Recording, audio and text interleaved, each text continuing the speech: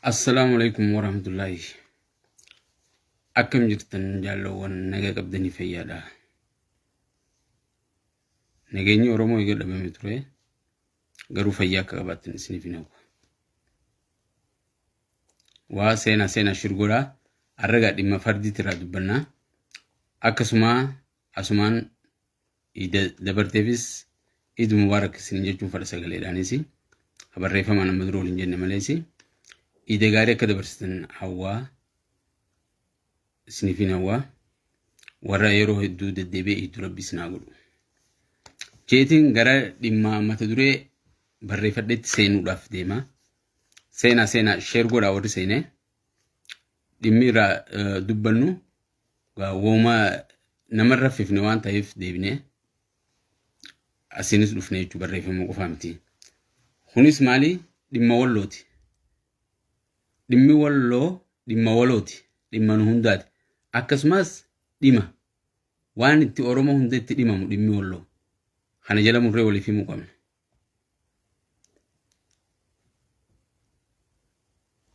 Ummanni walloo irratti hadduuluuf jechuun oromoo hunda dhimuudhaaf shira oromummaatu balleessutu achirraa haa jechuu yeroo hunda. Kanaaf jechuudha seenaa warri dhuftare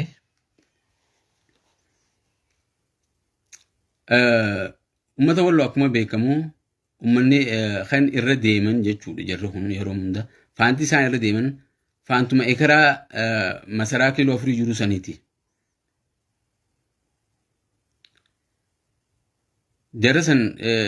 Jarri kun jechuu ekeraan kiiloo 4 kun yeruma dura jalqabuu jechuudha kan irratti xiyyeeffatan ummata walloo dhabamsiisuu irratti.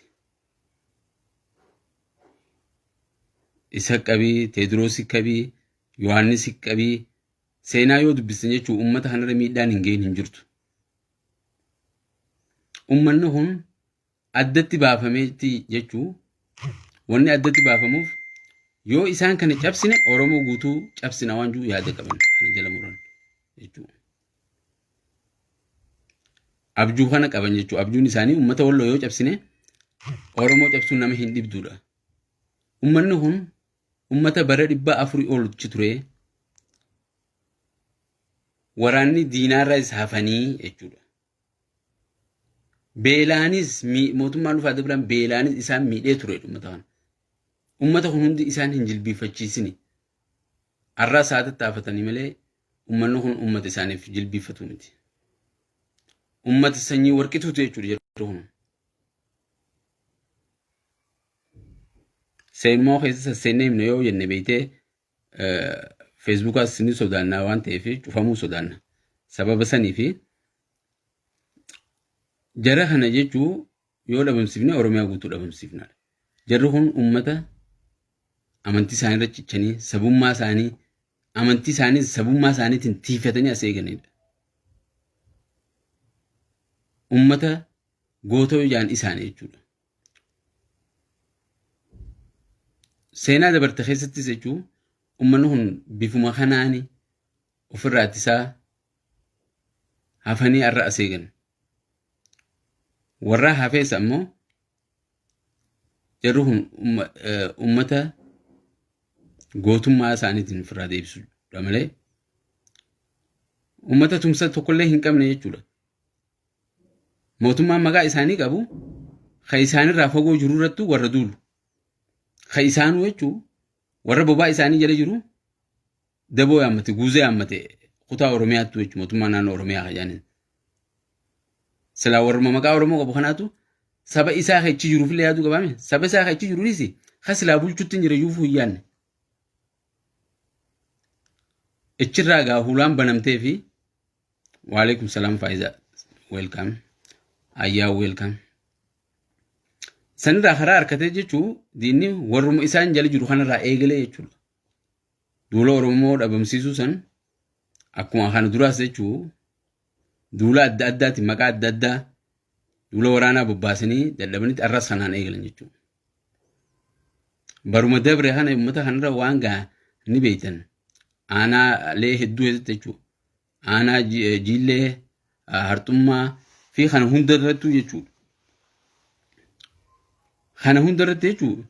Uummanni kun diinota lama jidduu taa'etti akkanatti rakkate yeroo hunda. Gaafa TPLFis akkasuma turan. Welcome maawaa. Uummanni kun jechuudha gaafasis balaa guddootu irra gahee uummata Oromummaa isaanii qofaaf uummata rakkatu jechuudha yeroo hedduu. Uummata akkanaa kana cinaa jechuudha uummanni Oromoo yoo hin dhaabbanne maaliif Oromummaa himata sana namni?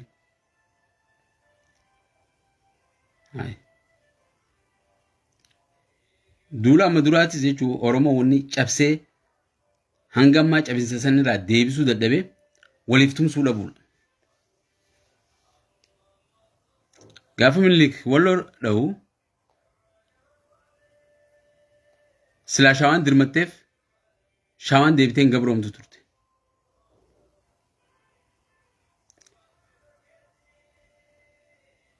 Walloo rukuteetti jechuudha gaafasis Yohaannisii fi Minilikis faraqaatti dabranii Shawaa irratti jechuudha walta'iinsaan qooddannaadhaan ichi dhufan. Isaan irratti wal dhabamsiisaa dhufan jechuudha. Ammas yoonii fi jechuudha waliif hin dirmanne Oromummaan himannutu yoomiif Oromiyaan himannu tami. Uummanni kun uummanni Walloo jechuun uummata goomuu miti. Uummata jechuudha Oromummaadhaaf gaachanaati. Uummata jaalala qabu, uummata gootummaa qabu, uummata Oromoo fi Oromiyaa jaalatu. Kan bobaa diinaa jala jiran jechuudha. Uummata akkanaa kanaaf yoo hin tumsine gaafa hin tumsine jechuudha. Uummata Wallootiif sagalee ta'a. Uummata Walloo heegaree uummata Walloollee uummanni Oromoo irra waliigalaa murteessaa. Akka kutaatti walitti hin dirmanu, akka paartiitti walitti hin dirmanu maal salphatti dhiiroo abaarsaa? Akka paartiittis walumaa abaarra. Akka kutaattis walitti callifna maali? Waliif tumsuu tana maaliif wallaallee hidhayanne? Waliif tumsuu tana baruu qabna. Maaliif nu hundi qaama tokko eegenne qaamni tokko madaa miilaatiif hamataan si dhukkubu waan qaama tokko taateef. Addaan cituu waan hin dandeenyeef jechuudha. Kanaafuu jechuun uummanni keenya tokkummaa tana irra deddeebinee baruu qabna. Tokkummaa kana bu'aa isii beekuu qabna. Mukni tokko mana hin jaaru yoo wal cinaa ejjee malee, bulukeenni tokko mana hin ta'u yoo wal irra ejjee malee, akkasitti jechuun tokkummaa tana beeknee yoo deemuu baanne arraas jechuun hunduu keenyaa faraqaadhaan dhumnaa jechuudha. Akkuma sangoota sadeen addaan baasanii nyaatanitti nuus kutaadhaanis adda nu baasanii amantiinis adda nu baasanii nu kuffisanii jechuun nurra deemanii jechuudha jirru. Saniifuu akka akkas hin taane tokkummaadhaan dhaabbachuu qabna. Tokkummaa yoo dhaabbanne malee firraa hin deebifnu jechuudha. Uummata Walloorraa har'a qofti amma nama meeqaatu du'e hanga galgala kanaatti kan nuti dhageenye nama 14 du'e. Anuma jiillee dhummuu gaatte jechuudha. Nama 25 madaa'e. 27 waan madaa'e. Mee kun nu yaachisu uummatni kun akka itti wallaa namni illee dhabanii jechuudha. Amma dura bara dabre keessa ni yaadattan. Buufata fayyaatti jechuudha amma buufata fayyaatii fi ambulaansii keessatti dhaqanii diramanii gorra'aman jechuudha. Ammas irruma akkasiitu dhufe. Uummata kanaaf ree maaltu malaa akka addunyaattis wal yaadachuu qabna. Maaltu malaa uummata kana akka Oromootti tarsiimoon uummata kana bobaa diinaa kana jalaa itti baafnu maali? Waan kana cimnee irratti hojjechuudha qabnaa jechuudha. Kana jechuun kara tokkoon sagalee isaanii ta'u. Kara lamadaatiin ammoo dhaabbanni inni ijoolleen adda addaalleen akka isaan gargaaran tinnisuufii qabna. Yoo ofii uummanneellee hin qabaanne hajiru kanummaan addunyaatu gargaarsa uummata kanaan akka dhaqqabu godhuu qabna. Namalee lollo kun lola fuuldura sammachaa deemu malee dhaabbatu miti jechuudha.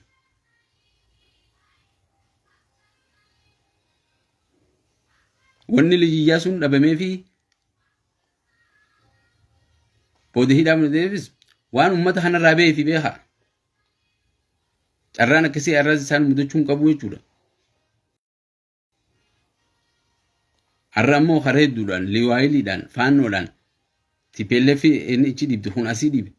Ummata har'a raafama akkanaa kana jiru duraaf yoo hin dirmanne gaafama waliif dirman.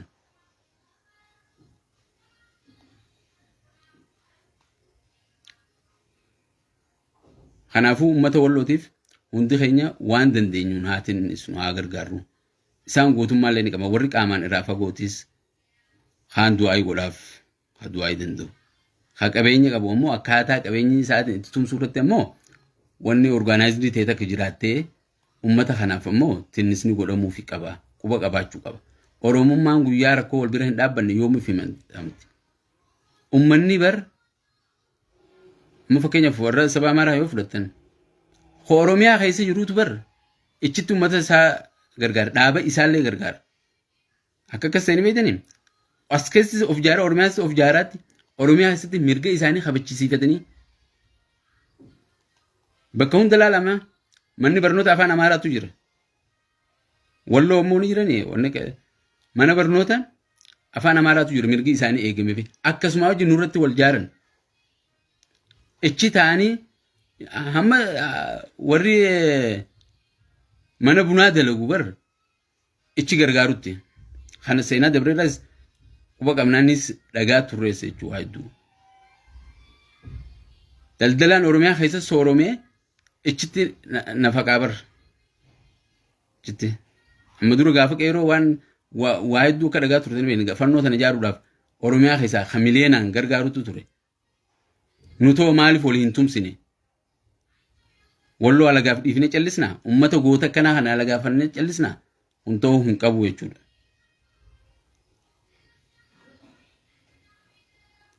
Uummanni Wallaggeetti uummanni kan jedhamu jira. Kana maaliif callisna?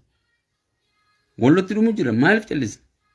Faraqa eegganna ammas akkuma gaafa silaa gaafa Walloo cabsu shawaan dirmachuu fi baatte shawaan cabsu silaa gaafa shawaa dirmatu tu arsiin dirmatteef arsii lolli caalanqoo fi lolli aanolee isaan hin dhaqqabu ture. Kaazullee isaan hin dhaqqabu ture jechuudha. Walii dirmachuu dhabuudha. Wanni gaafa sanis mataa naannoo cabse walii dirmachuu dhabuudha. Gaafa arsiin cabsu silaa ituun dirmatte lolli bardoddeen uumamu hin injifatamu jechuudha.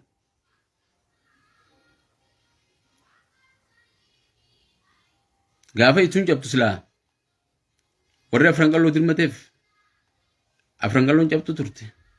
Lolli caalanqoon dhufu ture. Akkasumatti hubadhaa. Arraas yoo waliif hin dirmanne wanni sanumaaf deemtii jechuudha. Faanuma san irra deemu jiran jirri. Waan abbootii teenyaa gadi hin dhiifnu yaanii zamachaa adda addaa duula adda addaa maqaa abbootii isaaniitiin moggaafatanii wanti Oromoo irratti xiyyeeffataniifis kanumaafi jechuudha. Uummanni dirree ba'ee miidiyaa isaaniitti hordofame.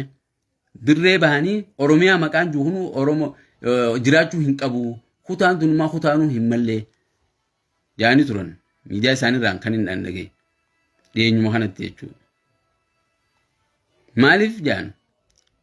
Shawaa Amaaraa ka jiru. Shawaan ta'a Amaaraattis hin jaan. Wallagga keessa irra guddaan saba sablammoota hedduu fi Amaaraa jira. Mee isaatu Oromiyaadha. Harargee keessas akkasii waan adda addaa waliif fidanii jechuudha. Isaan ummata Oromiyaa tana dhabamsiisuuf deemu akka ta'e hundinuu wal sobnu waan beeknu jechuudha. Kanaafuu kan akkam goone nutoo akkam taana. Uummanni kun karaa hedduu nurratti hojjetan tanaas hubachuu qabna. Kaan gama miidiyaatiin nurratti hojjeta. Kaan gama qabeenyaatiin nurratti hojjeta. Kaan siyaasaan nurratti hojjeta. Warri qeeroo shorkeessaa godhuuf ka'e kaarraa abaaboo shorkeessaa godhuudhaaf tattaafachuu jiru isaanii. Nuti waan kanarratti hin dammeen. Sooshaal miidiyaa kanarratti jechuun sagaleen teenya akka wal geessu hin tattaafannu. Nu hunda akka dammeessituufu jechuudha. Uummanni ammoo sadarkaa addunyaatti deemaniiti nuu kana gatii nu dhoorku jiran. Jechuudha. Daraartuu welcome. ummata kana jechuun akkasitti isaan irra dalagu jiru. Nutoo maaliif dalaguu dadhabne? Miidiyaan keenya wal baqata. Miidiyaan keenyaas waliin hojjechuu qabna. Aktivistiin keenya waliin hojjechuu qabna. Yaada Oromoo irratti yaada wal fakkaataa tokko duula tokko guzeellee hanga galma geenyutti yoo jalaa osoo nafne yoo jala deemne malee waan yaadni san karratti hafe. Uummanni hamma galma ga'utti jala deemeeti garayyuu wal utubee jechuun nu cabsuuf hojjechuu jira. Nuti ammoo akka hin cabneefillee hojjechuutti hin jirru. Cabinsuma faragaa eeggachuu jira. Gaafa gujiidhaan boodonni yoo callise. Gaafa wallaggadhaan shawaa yoo calliste. Gaafa walloodhaan karayyuu yoo calliste wal gaggalaafatamneetuma dhumnaa jechuudha. Kanaafuu uummanni keenya mee tarsiimoo tokkoomuu tanaan yaadaatii lubbuun boofu jirtu lubbuu uummata keenyaati. Qabeenyi qabnu beekumsi qabnu uummata keenyaaf yoo hin taane bu'aan isaa maali? Kan uummata keenyaaf oolchinee ilmaan keenya karaa qabsiisuu qabna. Namalee faragaa eeggannee faragaa dhumuu hin qabnu. Nu jechuudha. Jechuudha uummata walloo danda'u gargaara akka maduun isaanii akka wallaanamtu gargaarsi gaan akka godhamuuf rasaasni akka bitamuuf hundi godhamuu qaba. Cinaa dhaabbachuu qabdan uummanni san uummata goota. Uummata laayyuutti alagaaf cabuu miti. Duula karaa hundaa godhuu tanaas itti baruu qabna. Duulli nurra gaggeeffamuu jiru nutis dhageettii argachuu qaba sadarkaa addunyaatti. Diyaaspooraanis wal qoccoluu fi wal nyaachuu dhiisaa. Dhimma Oromoof taarratti hojjedhaa. Paartiileen siyaasaatis waliin hojjedhaa. Namoonni Oromoo taate kan mootummaa keessa jirtanis dhimma Oromoo irratti xiyyeeffadhaa. Uummata fakkeenya godhadhaa uummatuma isin wajji daleeydan kan. Ana warra saboota biraa dirqama fakkeenya godhadhaa laalame. Isaan kun maal hojjetan? Uummata isaaniitti maal hojjechuu jiran? Yeroo paarlaamaa seenan akkamitti hojjetan? Nutoo akkamii jira? Kana fakkeenya godhadhaati uummata ifiitti tajaajiluu, uummata ifiitti sagalee ta'uu, uummata ifii hanga gulantaa qabaachuu qabanitti tattaafachuudha isin barbaachisa. Tattaafachuu nu barbaachisa jechuudha. Malee arras yoo callifnee jechuun faraquma walirratti faraquma eeggachuu jirra malee wanni nuti qabsoo nuuf takka illee hin jirtu jechuudha. Qabsoon tanya akka galma geessu barbaannaan namni waan danda'uuf waan beekuun tumsee qabsoo tanaan galma geessisuudha qaba. Uummanni ammoo gaachanni uummata Oromoo guddaan uummata Wallooti. Bara 400 ol uummanni rakkachaa akka ture. Amma duri seenaa irraa himaa turan. Uummata kana ammallee rakkuma jala dhiifnee rakkootan isaanumarra dhiisuun hin taatu. Saniifuu uummata kana amma akka rakkootan itti firaa itti sanitti gargaaruuf tumsuun barbaachisaadha. Haboodaa ammoo tarsiimoo dhaabbileen Oromoolleen uummata kanaaf yaada akkam qabanii ilaalcha akkam qabanii hajuu barbaachisaadha. Uummanni kun Oromiyaatti dabalamuu qaban jechuudha. Kanarratti uummata nama akkasitti hojjetu nu barbaachisaa. Jabaadhaa obboleeyyan keenya uummata kanaaf tumsaa sagalees ta'aa fi nagaan naa bulaa ajandaa biraatiin hanga walitti deebinuti. Yaada biraa yoo qabaattanis barreessaa koomentii godhaa sheer godhaa gaafa biraa